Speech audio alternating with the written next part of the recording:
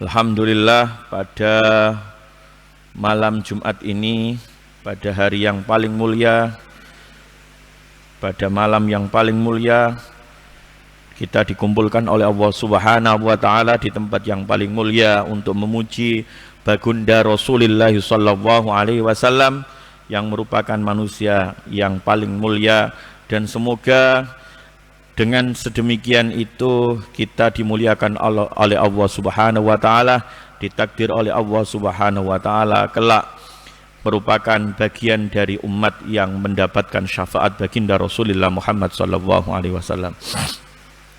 Salawat serta salam semoga tetap terhaturkan kepada junjungan kita baginda Rasulullah sallallahu alaihi wasallam. Para kawan-kawan santri yang saya hormati, setiap malam Jumat kita biasakan, kita rutinkan, kita istiqomahkan untuk membaca sholawat, baik itu dalam bentuk maulidul burdah, maulidul diba maupun simtud durar atau maulidul habsi. Kenapa? Karena pada malam Jumat itu, pada hari Jumat itu, jika ada umat baginda Rasulullah bersolawat kepada beliau baginda Rasulullah Muhammad sallallahu alaihi wasallam, maka solawat yang kita ucapkan dari lisan kita itu akan dihaturkan langsung, didengarkan langsung, diperdengarkan langsung kepada baginda Rasulullah, dan beliau akan membalas dengan doa untuk kita. Maka pada malam Jumat, pada hari Jumat, kita perbanyak baca solawat kepada baginda Rasulullah Muhammad sallallahu alaihi wasallam. Teman-teman santri yang saya hormati, jadi walaupun hari ini baginda Rasulullah telah intikal ila Rabbil A'la, telah meninggalkan kita, jasadnya kelihatan wafat, tapi sebenarnya beliau adalah sosok yang hidup, yang menjaga kita sampai hari ini. Karena itulah maka ketika di sholat di bab tahiyatul akhir, kita selalu mengatakan assalamu alayka ayyuhan nabiyyu wa rahmatullahi wa barakatuh. Kenapa? Kenapa kok kita pakai K? Assalamu alayka, salam kepadamu ya Rasulullah. Kenapa kok kita pakai K? Seakan-akan orangnya di depan kita. Memang harusnya begitu, bahwa baginda Rasulullah ketika kita mengucapkan salam assalamu alayka ayyuhan nabiyyu, itu membuktikan bahwa baginda Rasulullah masih hidup. Nah, ada sebuah ayat yang cukup menarik. Surat An-Nisa itu menceritakan sebuah ayat, wa ma arsalna min rasulin illa liyuta'a bi idznillah walau annahum idza zalamu anfusahum ja'uka fastaghfirullaha wastaghfara lahumur rasul lawajadullaha tawwabar rahima. Pada bagian ayat walau annahum idza zalamu anfusahum ja'uka fastaghfirullaha wastaghfara lahumur rasul lawajadullaha tawwabar rahima, itu ada sebuah cerita yang sangat unik sekali yang diceritakan dalam banyak kitab tafsir. Cerita ini disebutkan, diriwayatkan hikayah yang sangat terkenal dari Imam Al-Utbi. Imam Al-Utbi itu pernah ziarah ke makamnya baginda Rasul. Kemudian beliau mengatakan kuntu jalisan inda qabrin Nabi sallallahu alaihi wasallam faja'a Arabyun faqala, kemudian datang seorang Badui, Arab Badui, kemudian mengatakan assalamu alayka ya Rasulullah, salam kepadamu ya Rasulullah. Sami'tu wa yaqul, saya itu mendengar bahwa Allah itu berfirman walau annahum idza zalamu anfusahum ja'uka fastaghfirullah wastaghfara lahumur rasul lawajadu wa tawwabur rahima. Yang artinya ayat itu, seandainya orang-orang dari kaummu itu berbuat zalim kepada diri mereka sendiri. Maksudnya apa? Berbuat jahat, berbuat dosa, kemudian ja'uka fastaghfirullah, kemudian sowan kepada engkau Muhammad, kemudian mereka itu minta istighfar, minta ampun kepada Allah. Lalu kemudian wastaghfara lahumur rasul, kemudian Rasul juga memintakan ampun kepada Allah bagi mereka. Maka kata Allah, lawajadu wa tawwabar rahima. Dan ayat ini digunakan senjata oleh orang Badui itu ketika menghadap ke makamnya baginda Rasul. Dia mengatakan, assalamualaikum ya Rasulullah, saya mendengar bahwa Allah berfirman, walau annahum idza zalamu anfusahum ja'uka fastaghfirullaha wastaghfara lahumur rasul lawajadu wa tawwabar rahima. Maka hari ini ya Rasulullah, saya datang menghadap jenengan, saya sowan ke jenengan dengan satu tujuan, saya minta diampunkan segala dosa saya minta jenengan mintakan ampun untuk saya, dan saya yakin atas ayat itu, jika itu firman Allah, itu pasti hak dan pasti terjadi. Lalu orang Badui itu kemudian keluar. Imam Al-Utbi itu tiba-tiba dia ketiduran, dan kemudian di tidurnya dia dibangunkan oleh Rasulullah, dan Rasulullah mengatakan, Utbi, kejar orang Badui itu, temui dia dan katakan kepadanya bahwa Allah telah mengampuni segala dosanya.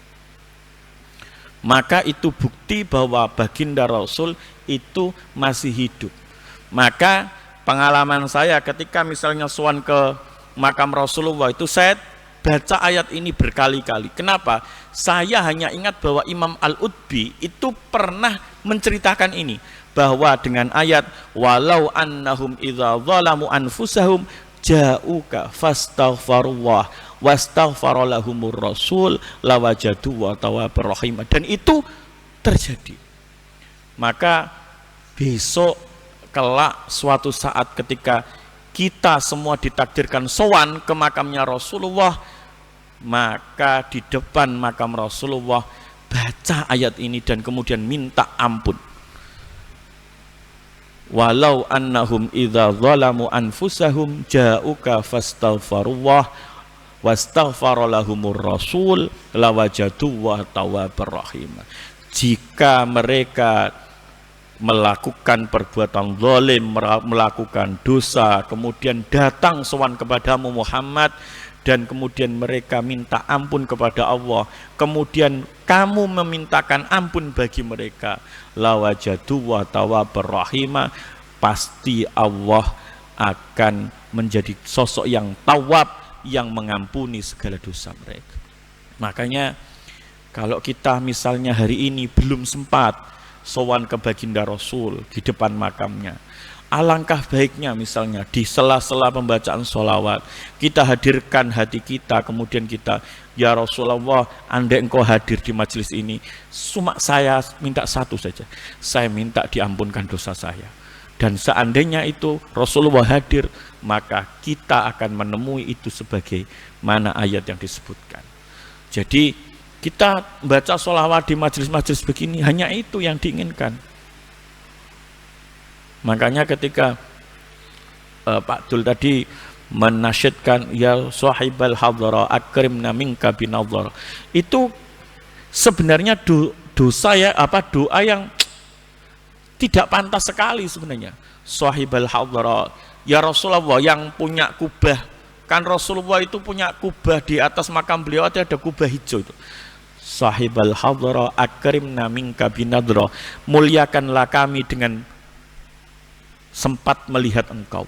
Bagaimana mungkin kita yang mata kita setiap hari kita gunakan untuk maksiat, yang setiap hari kita isi mata kita dengan dosa, tapi kita masih bisa berdoa, akrimna minka binadhar ya Aba Zahra wal Qasim wa Abdillah. Tapi walaupun bagaimanapun kondisi mata kita, telinga kita, pikiran kita, tangan kita, tubuh kita, semuanya yang penuh dosa ini, tentu kita masih yakin bahwa lawajadu wa tawwabar rahim, bahwa Allah itu zat yang maha pengampun. Dan mungkin dengan kita yang sekedar duduk di majelis sholawat, kemudian Rasulullah memuliakan kita, makanya doanya akrimna minka binadhara, semoga engkau muliakan kami dengan mampu melihat engkau. Kita juga nggak yakin sebenarnya, karena mata kita yang sering kita gunakan untuk dosa itu, pantas nggak kalau kita doa akrimna minka binadhara. Tapi sekali lagi, kita sebagai pendosa apapun itu, kita masih punya harapan bahwa Rasulullah itu adalah Rasul termulia dan bahwa Rasulullah itu bisa memberikan syafaat untuk umatnya, dan kita hanya berharap. Kita tidak mungkin selamat sudah. Mana yang bisa kita hitung dari amal kita? Sholat sampean, zakat sampean, apapun itu, apa yang bisa kita banggakan dari amal-amal kita? Sholat sunnah juga jarang, puasa ya cuma Ramadan, itu pun ya cuma begitu-begitu saja. Ribanya tidak berhenti, dengkinya, hasadnya tidak berhenti, hati kita tidak pernah sesuci itu. Sholat kita juga bagaimana, banyak yang tidak jelas syarat rukunnya, banyak yang tidak jelas khusyuknya. Kita juga kadang-kadang nggak khudur ketika sholat. Tapi apapun itu, bahwa kita baca sholawat, kita hanya minta satu, bahwa kita hidup di dunia membuktikan diri sebagai pecinta baginda Rasulullah, dan kita dengan cinta itu hanya berharap cinta kita berbalas dan kelak mendapat syafaat baginda Rasulullah Muhammad SAW. Jadi cuma begitu. Jadi kalau di majelis-majelis sholawat jangan diniatkan yang lain. Saya ingin membuktikan cinta saya kepada Rasulullah dengan hadir di majelis pembacaan sholawat beliau, dan semoga cinta ini berbalas. Maka ketika cinta ini berbalas, tidak ada yang lebih indah daripada itu. Karena tidak ada yang bisa menyelamatkan kita kecuali syafaat baginda Rasulullah.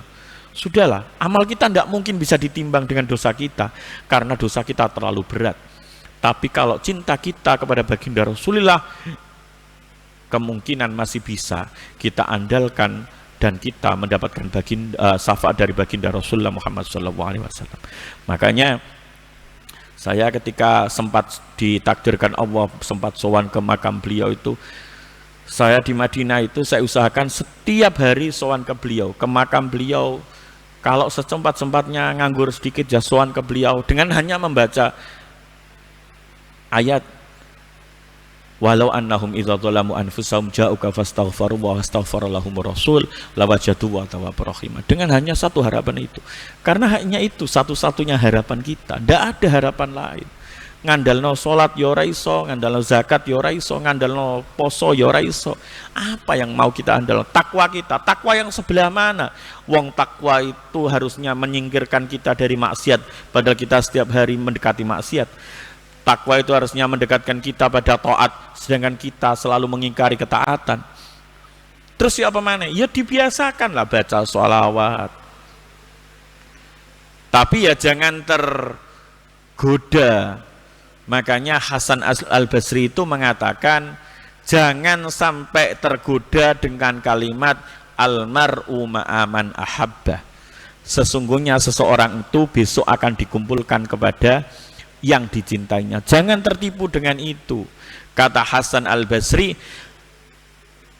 orang Yahudi itu yuhibbuna anbiya'ahum, itu juga cinta kepada nabi-nabi mereka, walaisu ma'ahum, tapi mereka tidak akan mungkin bergabung dengan nabi-nabi mereka. Kenapa? Ya karena mereka berbeda akidah, berbeda syariat dengan apa yang sudah diajarkan oleh para nabinya. Katanya Imam Al-Basri makanya mengatakan la yaghurrannaka qaulaman yakul almar'u ma'aman ahabba. Jangan pernah tertipu dengan ucapan seseorang akan dikumpulkan bersama orang yang dicintai. Jangan tertipu kemudian kita hanya mek sholawat tok tapi ninggal sholat. Itu berarti bukan cinta. Kenapa? Karena tanda cinta kita adalah taat pada baginda Rasulullah.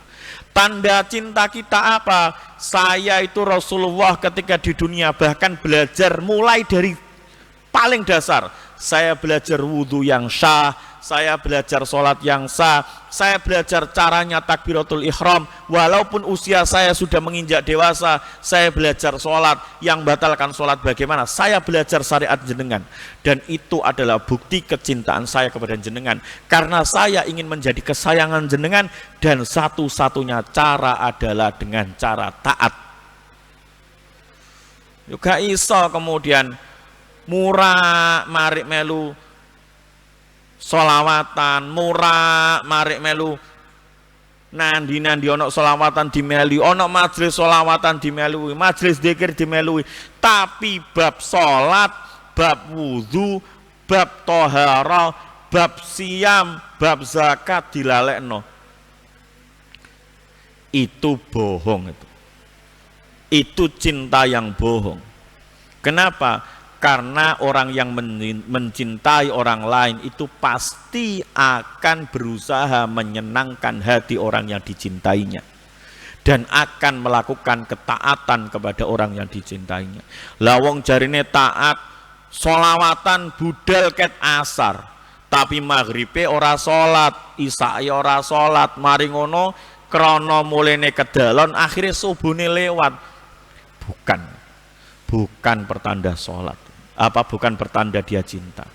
Itu kalimatnya Al Hasan Al Basri mengatakan la yaghurranaka qaula man yakul al mar'u ma'a man ahabba. Jangan pernah tertipu dengan orang yang mengatakan al mar'u ma'a man ahabba. Fa innal yahud yuhibbuna anbiya'ahum. Sesungguhnya Yahudi itu cinta kepada para nabi-nabinya. Walaisu ma'ahum, tapi mereka tidak akan pernah kumpul dengan mereka. Nah, terlalu almar'u ma'aman ahabba itu nanti bagaimana? Kalau kita sudah cinta kepada baginda Rasulullah, sudah belajar agama dengan baik, menjalankan ajaran itu dengan baik, kemudian bersolawat kepada baginda Rasulullah dengan cara yang baik, maka itulah saat kita berani mengatakan almar'u ma'aman ahabba. Sesungguhnya orang yang mencintai itu akan dikumpulkan di akhirat kelak dengan sosok yang dicintainya. Jadi sholawate ya mempeng, sholate ya tetap jejeg, posone ya tetap dilakoni, zakate ya ditunaikan. Itulah contoh muslim yang baik. Jadi enggak sholawatan tok. Makanya saiki kadang-kadang majelis sholawatan malah dadi nyek-nyekan. Soalnya apa? Ketika nduk majelis sholawatan jogete kaya wong mendem. Wis kaya wong mendem, ana azan ya ora leren, mari ngono ya gak salat. Orang sekitarnya toh tahu lho wong arek iki lho biasa mendem, biasane ora salat. Lah terus nek mau sholawatan nduk garep dhewe. Nah, akhirnya apa? Bukan hanya dia yang jelek, majelis sholawatan jadi jelek. Akhirnya sekarang ada banyak yang mengatakan majelis sholawatan saiki malah jadi nggone wong mendem. Itulah yang harus kita pikirkan. Kalau kita mencintai baginda Rasulullah, mana mungkin kita tega merusak majelis di mana orang bersolawat kepada beliau. Kalau kita cinta kepada Rasulullah, mana mungkin kita tega merusak majelis beliau. Ketika kita cinta pada baginda Rasulullah, mana mungkin kita tega nama beliau dijelekkan orang lain, majelisnya dijelekkan orang lain, mana mungkin kita tega. Makanya ya kaya ngono kudu dijogo kabeh. Jadi kalau berbuat ya yo nek masalah makanya ngono lho, apa? Berbuat jelek itu jangan terus jadi kesombongan. Berbuat jelek itu ditutup-tutupi. Allah itu lebih mudah ngampuni. Saiki ora wong mendem nduk tengah dalan. Wong mendem nduk tengah dalan karo nduk jero kamar iku luwih gampangan Gusti Allah ngampuni sing nduk jero kamar. Soalnya apa? Gak ana wong ro, gak dadi rasan-rasan, gak dadi contone wong liya.